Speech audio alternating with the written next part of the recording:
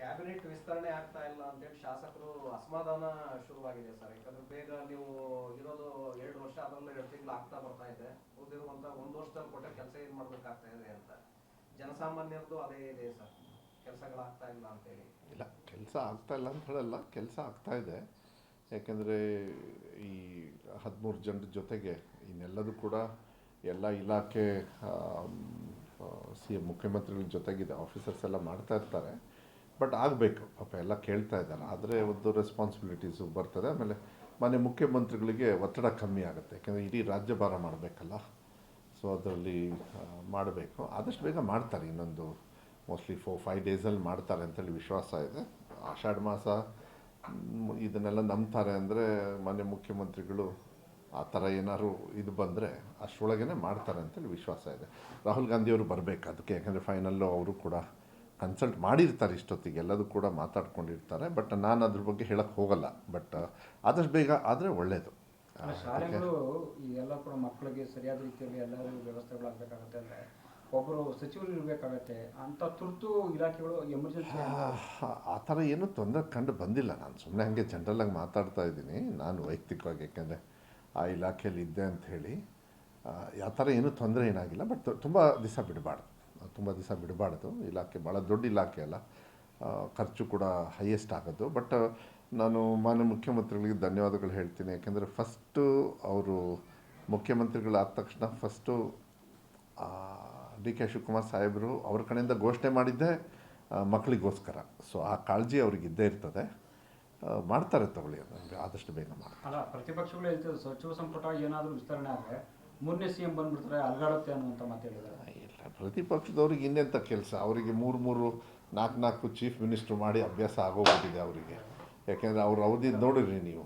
ಮುಂಚೆನೂ ಕೂಡ ಯಾವಾಗ ಯಡಿಯೂರಪ್ಪರು ಮುಖ್ಯಮಂತ್ರಿಗಳಾಗಿದ್ದರು ಆವಾಗಲೂ ಕೂಡ 2-3 ಜನರು ಮುಖ್ಯಮಂತ್ರಿಗಳು ಮಾಡಿದರು. ಆಮೇಲೂ 2-3 ಜನರು ಮುಖ್ಯಮಂತ್ರಿಗಳು ಮಾಡಿದರು. ಇದನ್ನು ಇವ್ರು ಹೇಳ್ಕೊಳ್ತಾರೆ. ಬಟ್ ಆ ಥರ ಏನು ತೊಂದರೆ ಏನಾಗೋದಿಲ್ಲ, ಎಲ್ಲ ಸರಿ ಆಗ್ತದೆ, ಏನು ತೊಂದರೆ ಏನಿಲ್ಲ. ಸರ್, ಈಗ ವಿಳಂಬ ಆಗ್ತಾ ಹೋದ್ರೆ ಈಗ ನಾಳೆ ಇವತ್ತು ನಾಳೆ ಅಂತ ಹೇಳಿ ಇಲ್ಲ ಇಲ್ಲ, ಸ್ವಾಭಾವಿಕವಾಗಿ ಆಗುತ್ತೆ, ಇಲ್ಲ ಅಂತ ಹೇಳಲ್ಲ. ಬಟ್ ಅದನ್ನ ಆದಷ್ಟು ಬೇಗ ಮಾಡ್ತಾರೆ, ವಿಶ್ವಾಸ ಇದೆ. ಬೇಗ ಮಾಡ್ತಾರೆ ಅಂತ ವಿಶ್ವಾಸ ಇದೆ. ಸರ್, ಈಗ ಆಷಾಢ ಹಾಗಾಗಿ ಇನ್ನೂ 1 ತಿಂಗಳು ಮುಂದಕ್ಕೆ ಹೋಗುತ್ತೆ ಅಂತೇಳಿ ಈಗಾಗಲೇ ಆಗಲ್ಲ ಅಂಥೇಳಿ ನನ್ನ ಭಾವನೆ. ಬಟ್ ಕೆಲಸದಲ್ಲಿ ಯಾವುದೇ ಥರದ ಕೊರತೆ ಆಗದೇ ಇರತಕ್ಕಂಥ ರೀತಿಯಲ್ಲಿ ಮನೆ ಮುಖ್ಯಮಂತ್ರಿಗಳು ಅವರು ಕೂಡ ಇವತ್ತು ಕೂಡ ಬೆಳಗಾಮಲ್ಲಿದ್ದಾರೆ. CM ಸಾಹೇಬರು ಮೊನ್ನೆ ಗುಲ್ಬರ್ಗಲ್ಲಿದ್ದರು. ಸೊ ಡಿವಿಷನಲ್ ಮೀಟಿಂಗು ಇದನ್ನೆಲ್ಲ ಮಾಡಿಕೊಂಡು ಅಲ್ಲೂ ಕೂಡ ರಿವ್ಯೂ ಮಾಡ್ತಾ ಇದ್ದಾರೆ, ಬಿಡ್ತಾ ಇಲ್ಲ. ಬಟ್ ಮಂತ್ರಿಮಂಡಲ ಆದಷ್ಟು ಬೇಗ ಆದರೆ ಒಳ್ಳೆಯದು, ಅವ್ರು ಮಾಡ್ತಾರೆ. ಸರ್, ಈಗ ಕೆಲವು ಕಡೆ ಮಳೆ ಆಗ್ತಾ ಇದೆ, ಕೆಲವು ಕಡೆ ಇನ್ನೂ ಮಳೆ ಬಂದಿಲ್ಲ, ಬರೋ ಪರಿಸ್ಥಿತಿ ಇಲ್ಲ, ನಮ್ಮ ಕಡೆಗೂ ಆಗ್ತಾ ಇರಲಿಲ್ಲ. ಈಗ 3 ದಿವಸ ಮತ್ತೆ ಚೆನ್ನಾಗಿ ಆಯಿತು ಆ ಕಡೆಗೆ. ಯಾಕಂದ್ರೆ 20 ಜನ ಖಾಲಿ ಇರೋದ್ರಿಂದ ಅಷ್ಟು ಇಲಾಖೆಗಳನ್ನ ನಿಭಾಯಿಸೋದಕ್ಕೆ ಮುಖ್ಯಮಂತ್ರಿಗಳು ಕೂಡ ಕಷ್ಟ ಆಗುತ್ತೆ ಅಂತ. ಅಲ್ಲ, ಆಗುತ್ತೆ, ಇಲ್ಲ ಅಂತ ಹೇಳಲ್ಲ. ಬಟ್ ನಿಭಾಯಿಸ್ತಾರೆ, ಬಟ್ ಆದಷ್ಟು ಬೇಗ ಮಾಡ್ತಾರೆ. ಸರ್, ಈಗ 2ನೇ ಇದರಲ್ಲಿ ಬಹುತೇಕ ಫಿಕ್ಸ್ ಅಂತೇಳಿ ಮುಳುಗಂಗಾರಪ್ಪ ಇಲ್ಲ, ಹಂಗಾಗಲ್ಲ. ಹೈಕಮಾಂಡ್ ಅವ್ರು ತೀರ್ಮಾನ ಮಾಡ್ತಾರೆ, ಅದನ್ನೆಲ್ಲ ನಾವು ಮಾಡೋಕ್ಕಾಗಲ್ಲ. ನನಗೆ ಅವಕಾಶ ಕೊಟ್ಟಿದ್ದರು, ಆ ಟೈಮಲ್ಲಿ ಒಳ್ಳೆ ಕೆಲಸ ಮಾಡಿದ್ದೀನಿ. ಬಟ್ ಈಗ ಅದು ಕೊಡ್ತಕ್ಕಂಥದ್ದು ನಾನು ಸಂಪೂರ್ಣವಾಗಿ ಹೈಕಮಾಂಡ್ ಅವರಿಗೆ ಬಿಡಲಿಕ್ಕೆ ಇಷ್ಟಪಡ್ತೀನಿ. ಯಾಕೆಂದರೆ ಅದನ್ನು ನಾವು ಏನೇ ಹೇಳಿಕೆ ಕೊಟ್ಟರೆ ಅದು ತಪ್ಪಾಗ್ತದೆ. ಯಾವತ್ತೂ ಕೂಡ ನಮ್ಮ ಪಕ್ಷದೊಳಗೆ ಹೈಕಮಾಂಡ್ ಅವರು ಏನು ಹೇಳ್ತಾರೆ ಅದಕ್ಕೆ ಎಲ್ಲರೂ ಕೂಡ ಬದ್ಧವಾಗಿರ್ತಕ್ಕಂಥದ್ದು ಇದಾಗಿದೆ. ಅವರು ಕೂಡ ನೋಡಿ ಒಳ್ಳೆ ತೀರ್ಮಾನವನ್ನು ತಗೊಳ್ತಾರೆ.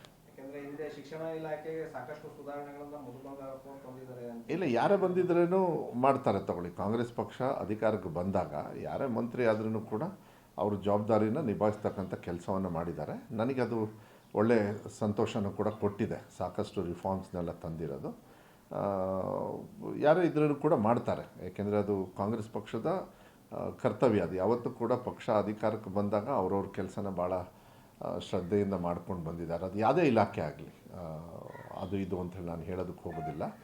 ಎಲ್ಲರೂ ಕೂಡ ಭಾಳ ಶ್ರದ್ಧೆಯಿಂದ ಅವ್ರ ಕೆಲಸ ಮಾಡ್ತಾರೆ. ನಾನು ಹೇಳಿದ್ದೀನಲ್ಲ, ಇದಕ್ಕೆ ನನ್ನ ಕಡೆಯಿಂದ ಉತ್ತರ ನಿಮಗೆ ಸಿಗೋದೇ ಇಲ್ಲ. ಯಾಕಂತ ಹೇಳಿದರೆ ಯಾವಾಗಲೂ ಕೂಡ ಹೈಕಮಾಂಡ್ ಅವರಿಗೆ ನಿರ್ಧಾರ ಬಿಡ್ತೀವಿ ಅಂತ ಹೇಳಿದಾಗ ಹೈಕಮಾಂಡ್ ಅವ್ರು ತೀರ್ಮಾನ ತಗೊಳ್ತಾರೆ. ಅವ್ರಿಗೂ ಕೂಡ ಎಲ್ಲ ಥರದ ಯೋಚನೆ ಮಾಡಬೇಕಾಗ್ತದೆ. ಅವ್ರಿಗೂ ಕೂಡ ಭಾಳ ದೊಡ್ಡ ಪಕ್ಷ ಇರೋದ್ರಿಂದ ಅವ್ರು ಒಳ್ಳೆಯ ತೀರ್ಮಾನ ತಗೊಳ್ತಾರೆ. ಈಗ SIR ರಾಜ್ಯದಲ್ಲಿ ಇನ್ನೂ ಸಾಕಷ್ಟು ಗೊಂದಲಗಳು ಇದೆ ಸರ್. ಇಲ್ಲ ಗೊಂದಲಗಳು ಫಿಲ್ ಅಪ್ ಮಾಡೋದಕ್ಕೆ ಕೆಲವರಿಗೆ ಬರ್ತಾ ಇಲ್ಲ ಅಂತೇಳಿ, ಮತ್ತೆ ಕಲ್ಯಾಣ ಮಂಟಪ ಇದು ಇನ್ನೂ ಕಂಟಿನ್ಯೂ ಆಗಿದೆ ಅಂತೇಳಿ ನೀವು ಕೂಡ ಸಮರ್ಥನೆ ಮಾಡ್ಕೊಳ್ತಾ ಇದ್ರಿ, ಮಾಡೋದು ತಪ್ಪೇನೋ ಅಂತೇಳಿ. ಇಲ್ಲ ಏನಾಗ್ತದೆ ಇದು, ಹಂಗಾದ್ರೆ ಇಡೀ ರಾಜ್ಯದಲ್ಲಿ ಎಲ್ಲ ಕಡೆನೂ ಕಲ್ಯಾಣ ಮಂಟಪದಲ್ಲೇ ಮಾಡ್ತಾ ಇದ್ದಾರಾ? ಇದು ನಿಮಗೆ ಇರೋದೆಲ್ಲ ಹಳ್ಳಿ ಕಡೆ, ಇಲ್ಲೆಲ್ಲ ಕೆಲವು ಕಡೆ ಎಲ್ಲೋ ಮಾಡ್ತಾ ಇದ್ದಾರೆ ಅಂಥೇಳಿ ಅದನ್ನು ತಗೊಂಡು ಹೋಗಿ ಇವರು ಏನಂದರೆ BJPಯವ್ರಿಗೆ ಹೊಟ್ಟೆ ಕಿಚ್ಚು, ಅವ್ರೇನು ದುರುದ್ದೇಶದಿಂದ SIR ತಂದಿದ್ದಾರೆ ಅದನ್ನು ದುರುದ್ದೇಶನ ಇಂಪ್ಲಿಮೆಂಟ್ ಮಾಡೋಕ್ಕಾಗ್ತಾ ಇಲ್ಲಲ್ಲ. ಎಲ್ಲ ಪ್ರಜೆಗಳಿಗೂ ಕೂಡ ವೋಟಿಂಗ್ ಕೊಡ್ತಾ ಇದ್ದಾರೆ, ಎಲ್ಲ ಜಾತಿ ಧರ್ಮದವ್ರಿಗೂ ಕೂಡ. ಅವರು ಒಂದು ಹಿಂದುತ್ವನ ಹಿಡ್ಕೊಂಡು ಬೇರೆಯವ್ರನ್ನ ವಿರೋಧ ಮಾಡ್ಕೊಂಡು ಬರೋರು ಇನ್ನೇನು ಸಿಗುತ್ತೆ ನಿಮಗೆ ಅವ್ರ ಕಡೆಯಿಂದ? ಅವ್ರಿಗೆ ಇನ್ನೇನು ಸಿಗೋದಿಲ್ಲ. ಅದು ನಿಜ. ಹಾಂ, ಮತ್ತೆ 2028ಕ್ಕೆ ಮುಖ್ಯಮಂತ್ರಿ ಆಗಬೇಕು ಅಂತ ಈ ರೀತಿ ಅಕ್ರಮ ದಾರಿ ನಡೆದವೆ ಅಂತ ಆರೋಪ ಮಾಡ್ತಾರೆ. ಹಾಗಾದ್ರೆ ವೆಸ್ಟ್ ಬೆಂಗಾಲು ಮತ್ತು ಬಿಹಾರಲ್ಲೆಲ್ಲ ಮೋದಿಯವರು ನೇತೃತ್ವದಲ್ಲೇ ಎಲ್ಲ ಕೆಟ್ಟ ಕೆಲಸ ನಡೆದಿತ್ತಾ?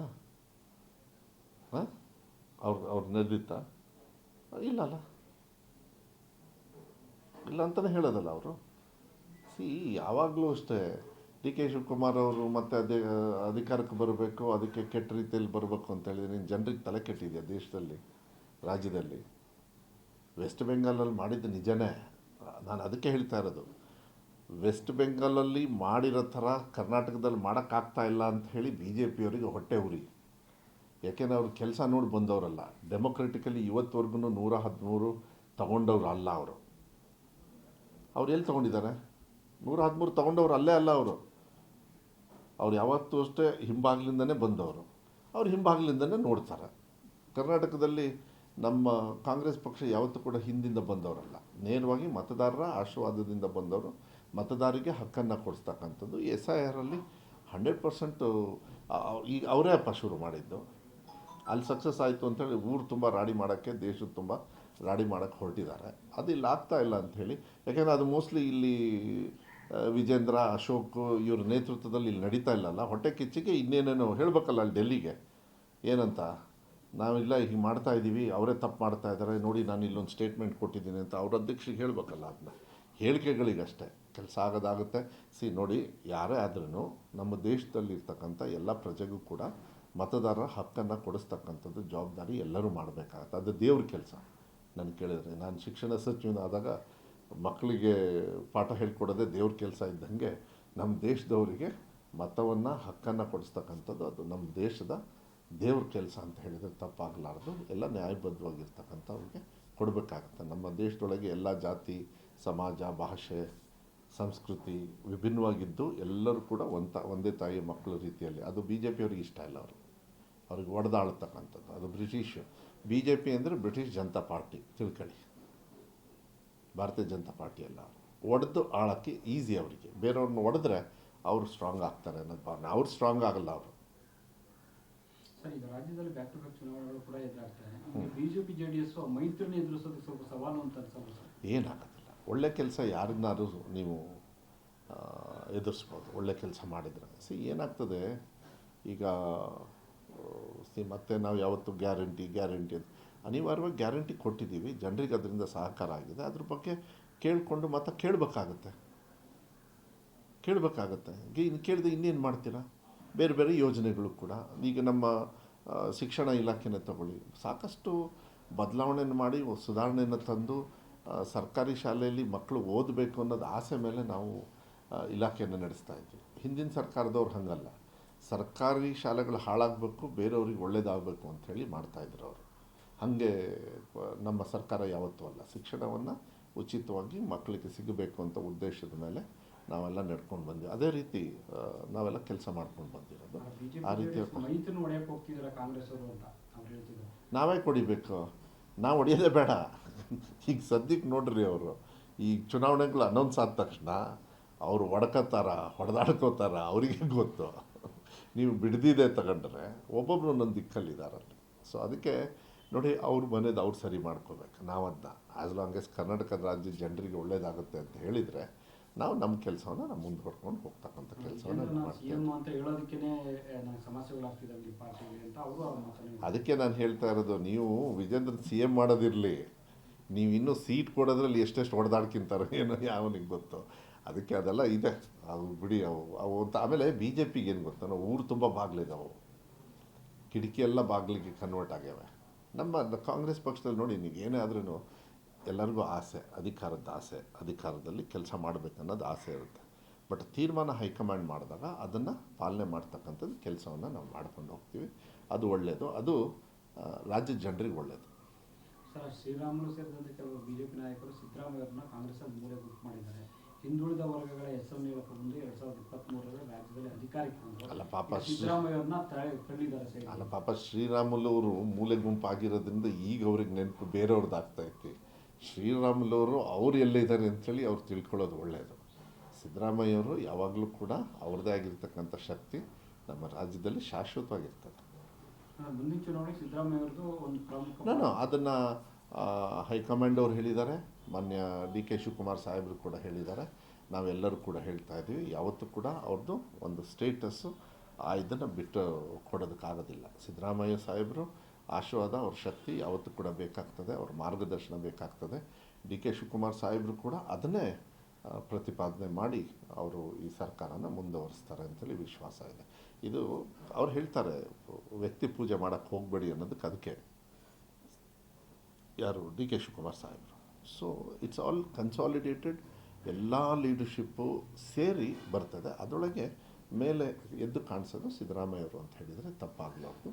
ಸಿದ್ದರಾಮಯ್ಯವ್ರ ಶಕ್ತಿ ಯಾವತ್ತೂ ಬೇಕಾಗ್ತದೆ. ಅವ್ರು ಇರ್ತಾರೆ, ಅವರು ಕೂಡ ಹೇಳಿದ್ದಾರೆ, ನಾನಿವಾಗ ಬಿಟ್ಕೊಟ್ಟ ಮೇಲೆ ನಾನು ಯಾವತ್ತೂ ಕೂಡ ನಿಮ್ಮ ಜೊತೆಗೆ ಇರ್ತೀನಿ ಅಂಥೇಳಿ ಮಾಧ್ಯಮದಲ್ಲೂ ಹೇಳಿದ್ದಾರೆ, ಹೊರಗಡೆನೂ ಹೇಳಿದ್ದಾರೆ, ಎಲ್ಲ ಕಡೆಯೂ. ಇದೆಲ್ಲ ಏನು ಮುಚ್ಚುಮರೆ ಪ್ರಶ್ನೆ ಇಲ್ಲ. ನಾವೆಲ್ಲ ಹೋದಾಗೆಲ್ಲ ಅವ್ರನ್ನೆಲ್ಲ ಭೇಟಿ ಮಾಡಿದಾಗೆಲ್ಲ ಅವರೆಲ್ಲ ಹೇಳ್ತಾರೆ, ಎಲ್ಲರೂ ಕೂಡ ನೀವೆಲ್ಲ ಕಷ್ಟಪಡಬೇಕು, 2028ಕ್ಕೆ ಮತ್ತು ನಾನೇ ಅಧಿಕಾರಕ್ಕೆ ತರ್ತೀನಿ ಕಾಂಗ್ರೆಸ್ ಪಕ್ಷನ ಅಂಥೇಳಿ, ನಾವೆಲ್ಲರೂ ಸೇರಬೇಕು ಅಂತೇಳಿ ಹೇಳ್ತಾರೆ. ಅದನ್ನ ಡಿ ಕೆ ಶಿವಕುಮಾರ್ ಸಾಹೇಬ್ರಿಗೂ ಹೇಳಿದ್ದಾರೆ.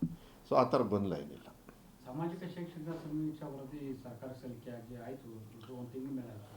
ಅದೆಲ್ಲಿ ಹೌದು, ಐ ಥಿಂಕ್ ಫುಲ್ ನನ್ನ ಸೆಷನಿಗೆ ಬರಬೇಕು ಒಂದು, ಪ್ಲಸ್ ಸಿದ್ದರಾಮಯ್ಯ ಸಾಹೇಬರು ಏನು ಮಂಡನೆ ಮಾಡಿ ಕ್ಯಾಬಿನೆಟ್ಟಲ್ಲಿ ಪಾಸ್ ಮಾಡಿದರು. ಐ ಥಿಂಕ್ ನೆಕ್ಸ್ಟ್ ಸೆಷನಿಗೆ ತರಬೇಕಾಗ್ತದೆ.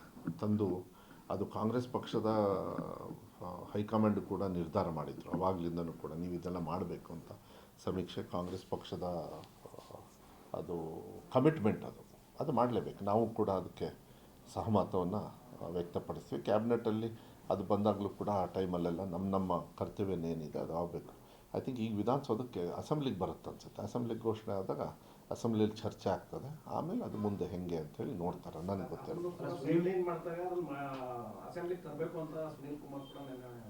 ಸುನೀಲ್ ಕುಮಾರ್ ಯಾರು? ಶ್ರೀರಾಮುಲು ಯಾರು? ಅವರೆಲ್ಲ ವಿರೋಧ ಪಕ್ಷದವರು, ಕಾಂಗ್ರೆಸ್ ಪಕ್ಷದವರು ಅಲ್ಲ. ಅವರು ವಿರೋಧ ಪಕ್ಷದ ಅಲ್ಲ. ಸುನೀಲ್ ಕುಮಾರ್ ಅವರಿಗೆ ಮತ್ತು ಈ ಬಿ ಜೆ ಪಿಯವರಿಗೆ ನಾನು ಕೇಳಲಿಕ್ಕೆ ಇಷ್ಟಪಡ್ತೀನಿ, ಯಾವಾಗ ಇದು ಬಂದಿದ್ದು 2017ರಲ್ಲಿ ಸಿದ್ದರಾಮಯ್ಯ ಸಿ ಎಮ್ ಇದ್ದಾಗ ತಾನೆ? ಹಾಂ, ಕರೆಕ್ಟಾ? ಇವರು ಪವರ್ ಮಿನಿಸ್ಟರ್ ಆಗಿದ್ರು ತಾನೆ? ಅವಾಗ ಯಾಕೆ ಇದು ನೆನಪು ಬರಲಿಲ್ಲ ಅಂತ ಅವರಿಗೆ? ಅವರೇ ಅಧಿಕಾರದಲ್ಲಿದ್ದರಲ್ಲ. ಇವರೆಲ್ಲ ಯಾರ್ಯಾರು ಮಾತಾಡ್ತಾ ಇದ್ದಾರೆ ಇದ್ದ ಅಧಿಕಾರದಲ್ಲಿ ಮಾಡ್ತಕ್ಕಂಥದ್ದನ್ನ ಮತ್ತೆ ಸರ್ವೆ ಮಾಡಿ ಸಿದ್ದರಾಮಯ್ಯ ಸಾಹೇಬರು. ಯಾಕೆಂದರೆ ಪ್ರಶ್ನೆ ಇತ್ತು ಮಾಧ್ಯಮದಲ್ಲಿ, ನೀವೇ ಪ್ರಶ್ನೆ ಹಾಕಿದಿರಿ, ಇದು ಸರಿ ಇಲ್ಲಂತೆ ಹಂಗಂತೆ ಅಂತ. ನಾವೇ ಟೀಚರ್ಸ್ನೆಲ್ಲ ಕೊಟ್ಬಿಟ್ಟು ಮತ್ತೆ ಫುಲ್ ಎಂಟೈರ್ ಇದನ್ನೇ ಸರ್ವೆ ಮಾಡಿ ಈಗ ಅದನ್ನೆಲ್ಲ ತೊಗೊಂಡು ಈಗೆಲ್ಲ ಏನೋ ಮಾಡಿದ್ದಾರೆ ತಾನೆ? ಹಾಂ, ಈಗ ಮುಂದೆ ಹೊರಿತದೆ.